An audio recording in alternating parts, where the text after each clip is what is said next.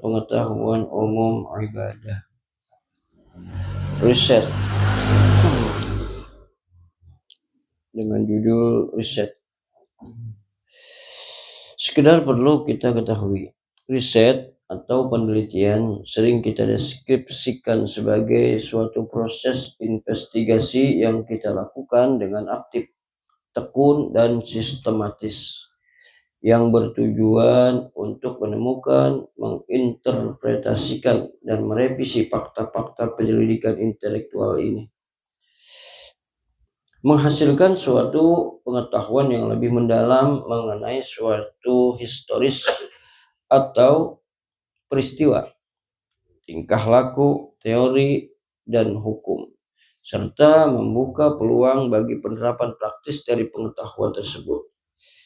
Istilah ini juga kita gunakan untuk menjelaskan suatu koleksi informasi menyeluruh mengenai suatu objek, suatu subjek tertentu, dan biasanya kita hubungkan dengan hasil dari suatu ilmu atau metode ilmiah. Kata ini kita serap dari kata bahasa Inggris research yang diturunkan dari bahasa Prancis yang memiliki arti harfiah menyelidiki secara tuntas. Kegiatan riset atau research meliputi pengumpulan, pengolahan, analisis, penyajian data yang kita lakukan secara sistematis dan objektif, yang bertujuan untuk memecahkan suatu masalah. Riset atau penelitian merupakan kegiatan dalam koridor keilmiahan yang harus sesuai dengan bidang akademika atau keilmuan. Riset merupakan suatu kegiatan yang kita dasarkan pada objek pembahasan tertentu, kajian yang berlatar belakang keilmuan dari objek tersebut, penggunaan fakta sebagai dasar kajian, penggunaan metode ataupun teknik-teknik tertentu, terdapat hasil yang mempunyai dasar dan terkaji, kita peroleh dari kesimpulan akhir. Kita sebagai seorang sarjana teknik, kita memahami dan mempraktekkan rumus-rumus yang awalnya kita hafal di SMA ketika menempuh pendidikan di universitas. Apa yang menjadi sebuah teori di SMA, kita aplikasikan dalam praktek nyata ketika kuliah. Sebagai sampel, ketika SMA kita ketahui rumus kimia etanol adalah C2H60, dan juga rumus reaksi kimia untuk membentuk etanol. Ketika kuliah, etanol tersebut bisa kita wujudkan di laboratorium.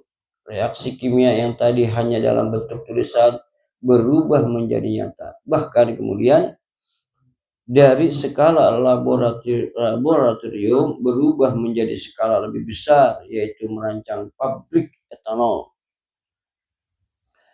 Awalnya kita mengulang penelitian atau riset para ilmuwan era dulu di dalam laboratorium. Kemudian nanti baru kita membuat penelitian sendiri dan menghasilkan hal yang baru. Seluruh negara maju memberikan prioritas utama kepada riset agar negaranya semakin maju. Begitu juga sebuah perusahaan akan terus bisa berinovasi berkat adanya lembaga riset di dalam perusahaannya. Sama halnya dengan ilmu eksak. Ilmu agama juga membutuhkan riset atau penelitian untuk bisa mendapatkan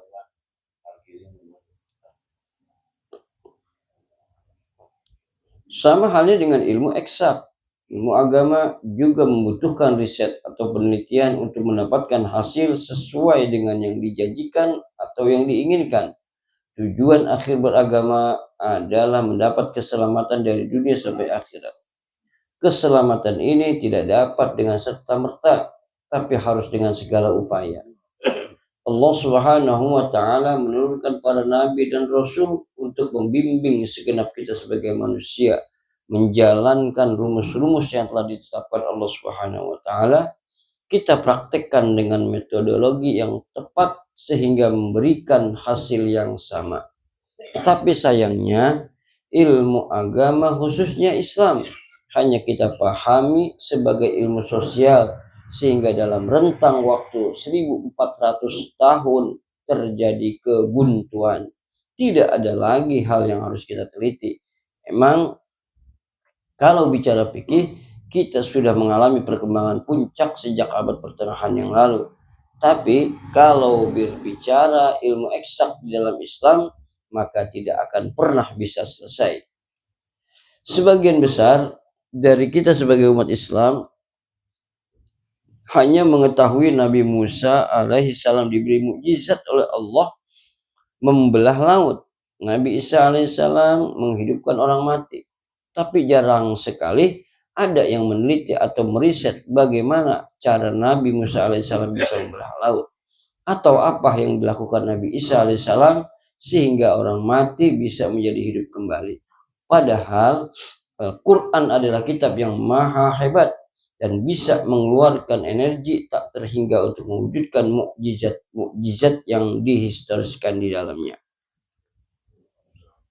Coba simak firman Allah Subhanahu wa taala dalam Al-Qur'an surah Ar-Ra'd surah ke-13 ayat 31 sebagai berikut. Bismillahirrahmanirrahim. Walau anna Qur'anan sujjirat bihil jibalu aw qutti'at bihil ardu aw kullima bihil mauta. Dan sekiranya ada suatu bacaan atau kitab suci, dengan bacaan itu gunung-gunung dapat digoncangkan atau bumi jadi terbelah. Oleh karenanya orang-orang yang sudah mati dapat berbicara. Tentulah Al-Quran itulah dia. Apa yang harus kita lakukan oleh umat Islam sehingga bisa merealisasikan ayat-ayat Al-Quran seperti surah Ar-Ra'd ayat 31. Ayat 31 tersebut, sehingga dengan sebuah bacaan ayat Al-Quran saja bisa menggoncangkan gunung, bahkan bisa menghidupkan orang mati.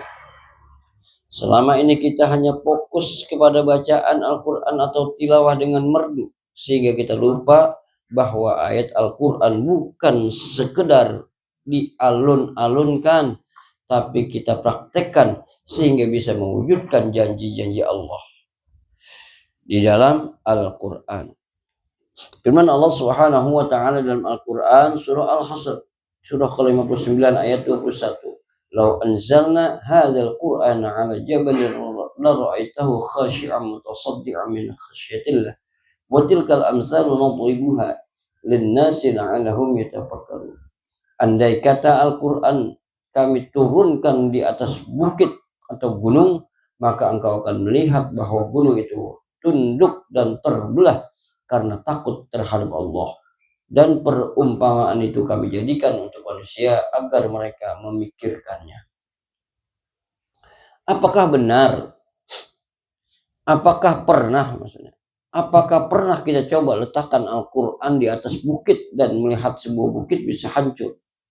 Kalau Al-Quran yang dicetak berwujud buku ini diletakkan di atas bukit, satu truk jumlahnya tidak akan membuat gunung hancur. Bahkan kitab Al-Quran itu yang hancur karena hujan dan panas. Lalu Al-Quran mana yang bisa mewujudkannya?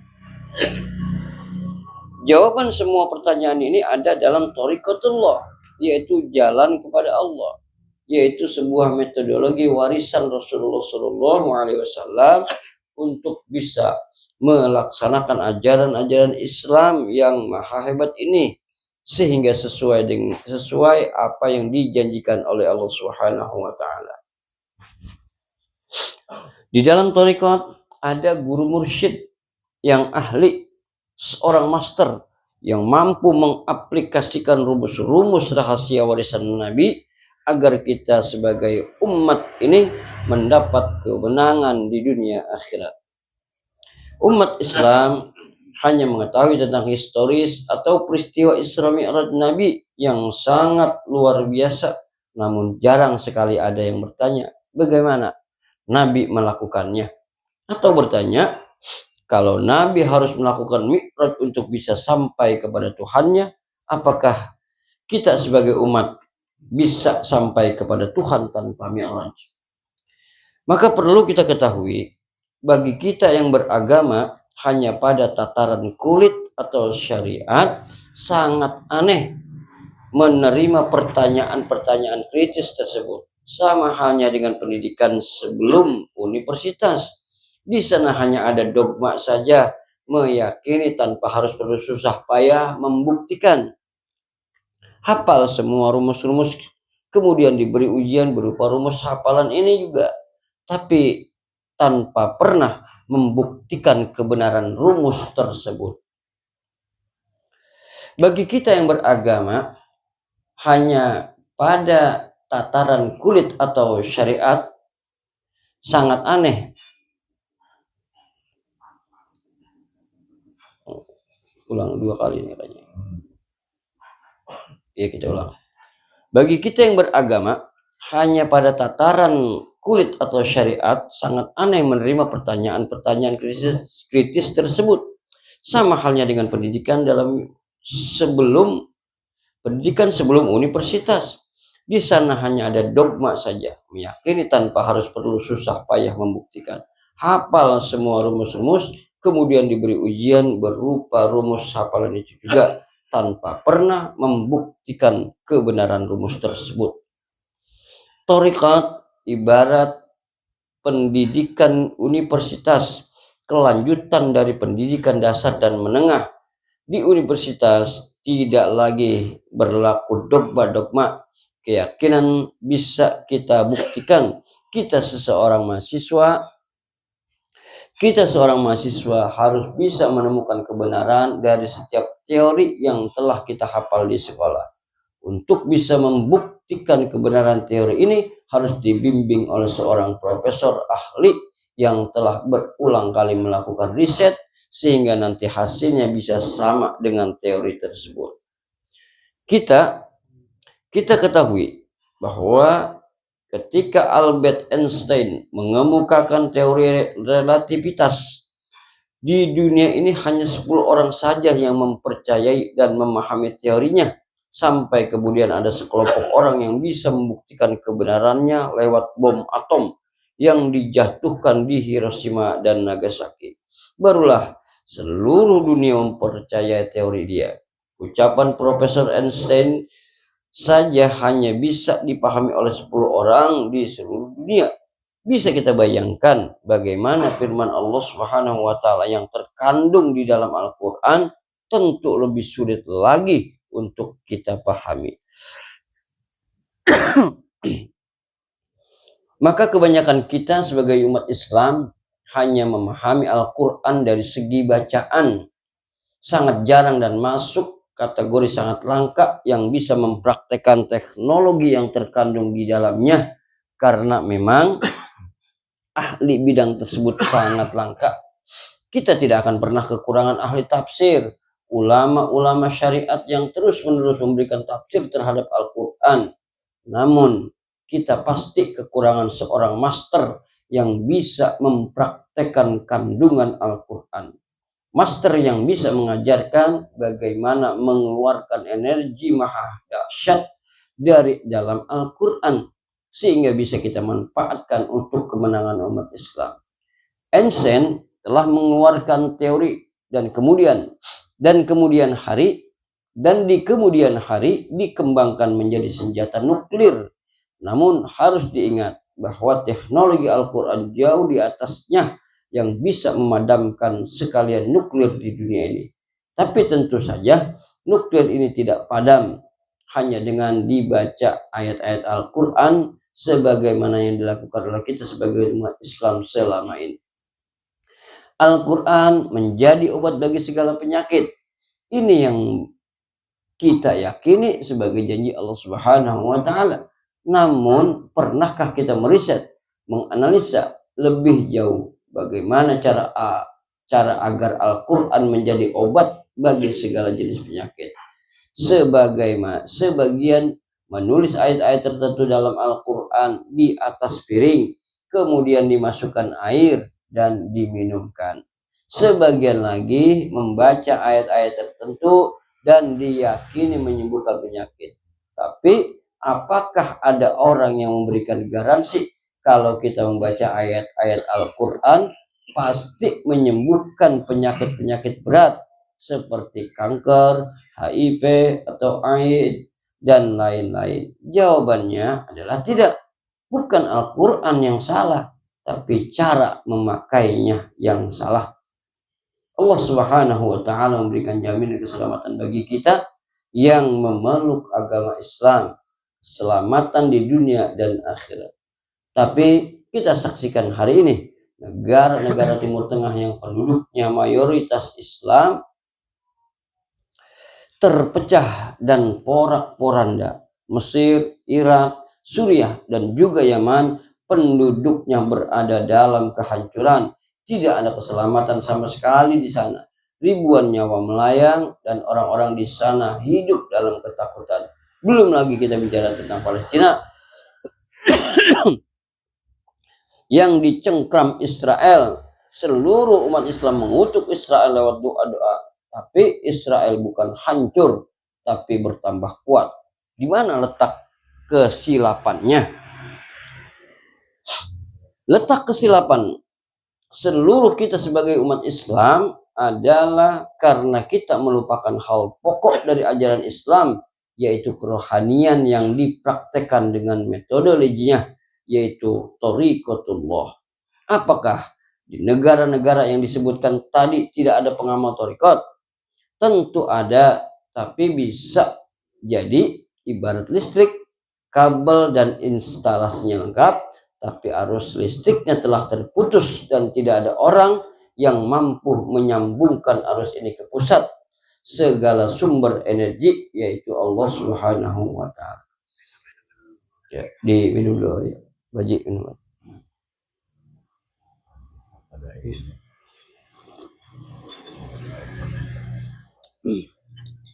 Para ikhwan yang dirahmati Allah, Islam telah lebih 100 tahun dilumpuhkan oleh sebuah gerakan anti kerohanian, terutama thariqat beserta tradisi di dalamnya. Ziarah, wasilah, tabaruk, dan tawasul.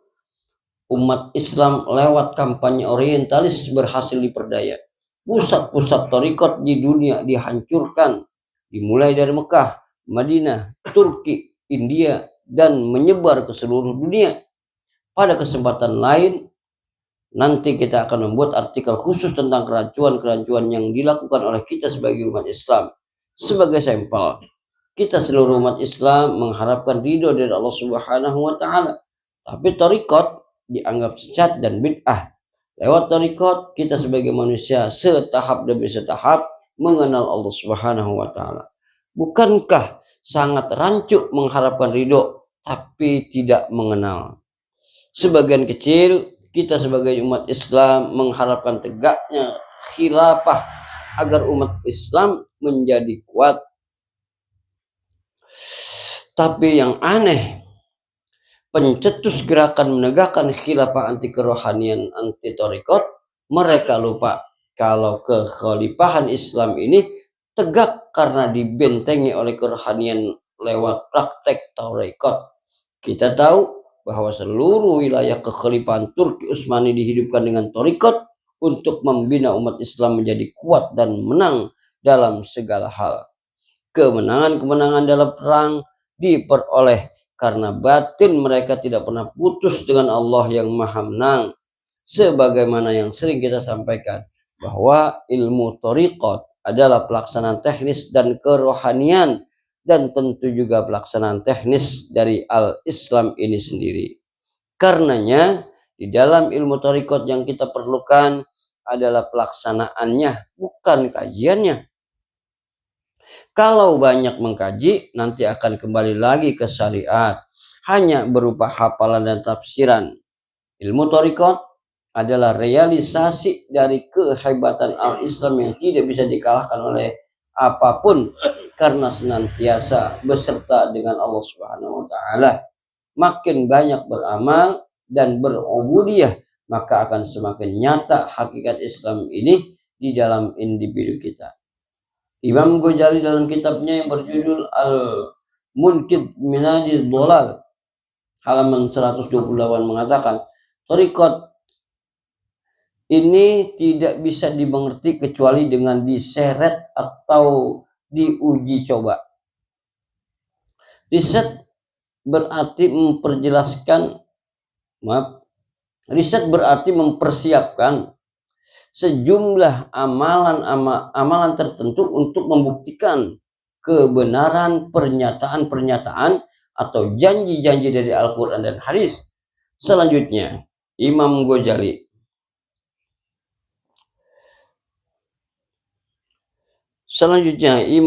memberikan alasan sebagai berikut, bahwa semua ilmu nabi-nabi itu mereka peroleh dari jalan ini, metode uji coba dengan cara berzikir, bukan didapat dari pintu indera. Dan jalan itulah jalan yang dipakai oleh orang sufi pada zaman ini untuk memperoleh ilmu laduni dari Allah Subhanahu wa Ta'ala.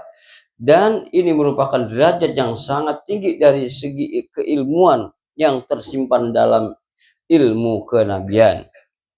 Demikian juga ilmu kewaliannya.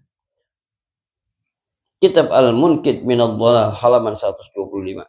Adapun yang dilakukan para ulama untuk memperoleh ilmu pengetahuan atau keagamaan adalah dengan cara pembelajaran. Riset atau uji coba untuk membuktikan ilmu ini hanya berlaku di tingkatan mahasiswa. Di kalangan SD, ilmu ini diyakini demikian saja atau hanya sampai ke tahap dogma. Maka beragama pun demikian. Thariqat ibarat pendidikan akhir. Tahap mahasiswa, disinilah kita buktikan kebenaran Al-Quran sebagai kalam Allah dan kebenaran Al-Hadis sebagai ucapan Nabi. Kita sebagai umat Islam sudah saatnya memberikan perhatian serius terhadap thariqat, meriset ilmu ini agar memperoleh kemenangan dalam segala hal. Kita sibuk mengajak orang melaksanakan sholat 5 waktu, tapi kita lupa hal pokok yaitu khusyuk. Tanpa khusyuk, maka tidak akan memperoleh kemenangan. Seluruh training pelaksanaan sholat khusyuk tidak akan membuat kita sebagai manusia, menjadi khusyuk. Maksudnya, seluruh training pelaksanaan sholat khusyuk tidak akan membuat kita menjadi khusyuk. Karena di sana hanya diajarkan kita konsentrasi seperti yoga, khususnya khusyuk bukan konsentrasi, karena konsentrasi ini masih berada di tahap akal. Sedangkan khusyuk adalah ketika Allah Subhanahu wa Ta'ala hadir di dalam objek hati individu kita. Kunci utama adalah mengenal Allah, dan tidak mungkin bisa mengenal Allah tanpa melalui thariqat. Kita sudah dulu artikel ini. Besar harapan kepada siapapun para ikhwan Majlis Mudzakarah yang membaca untuk bersungguh-sungguh menekuni thariqat sebagai ilmu yang sangat berharga. Rahasia untuk mengungkapkan kehebatan kalimat Allah yang terkandung di dalam Al-Quran terletak kepada kemampuan seorang master yang mendapat ilmu dari master sebelumnya, terus bersambung kepada Rasulullah SAW. Tanpa ini, maka thariqat akan menjadi ritual-ritual kosong, kaji-kaji yang hanya enak didengar tapi tidak memiliki energi sama sekali. Akhirnya ilmu begitu dahsyat ini kembali menjadi syariat saja. Sebagaimana juga Islam di awalnya begitu berjaya, kemudian menjadi kosong. Thariqat pun demikian. Penutup, mulai awal tahun 2025, The Sufi Academic akan rutin mengadakan training untuk berbagai institusi para ikhwan Majlis Mudzakarah guna memahami ini secara mendalam. Di dalamnya diperkaya dengan metode zikir, meditasi, self hipnosis atau relaksasi untuk menyelami individu kita, sehingga terhubung dengan berbagai kekuatan bawah sadar. Training ini menyatukan paradigma sains modern dengan berbagai filosofi spiritual dan praktik-praktik mendasar yang telah diperkenalkan oleh orang-orang bijak di sepanjang era. Salah satu training ini bernama Spiritual Leadership. Melalui ini, para ikhwan majlis muzakarah difasilitasi untuk mengenal individunya sampai pada level kuantum cahaya. Selanjutnya juga dibahas cara memprogram ketika takdir sukses pada level spiritual beserta teknik positive affirmation dan inspired action untuk mencapainya. Melalui teknik ini, Majlis Muzakarah membuktikan agama ini saintifik sekaligus spiritual. Agama adalah metode untuk mensinkronkan level material dari wujud dengan level-level yang lebih imanen dalam individu kita. Agama bisa mentransformasi hidup menjadi lebih baik dan membawa kita lebih dekat dengan Tuhan, dengan alam, dan kita sebagai manusia. Agama adalah metodologi untuk mencapai sukses dan bahagia. Agama adalah metodologi untuk meningkatkan prestasi dan kinerja. Maka pelajarilah metode pelaksana sholat yang mampu mencapai level menyenangkan dan membahagiakan kita. Karena tidak ada yang lebih membahagiakan selain dengan cara mengingat atau berjumpa Allah. Guru-guru yang arif biasanya masih mewarisi metode praktis dari Rasulullah SAW, Imam Ali alaihissalam, sahabat dan wali-wali Allah lainnya yang ahli dalam urusan mengingat Allah. Melalui kekuatan jiwa, metode-metode ini diajarkan dalam kurikulum pengetahuan iluminatif atau irfan atau kerohanian, atau dalam prakteknya disebut thariqat. Di Banten pada awalnya cukup kaya dengan sistem pembelajaran ini, namun sekarang juga masih bisa kita jumpai satu atau dua guru yang memang langka di bidang ini. Selamat mencari. Wassalamualaikum Muhammadin wa ala alihi tahirin. Demikian. Assalamualaikum warahmatullahi wabarakatuh. Waalaikumsalam warahmatullahi wabarakatuh.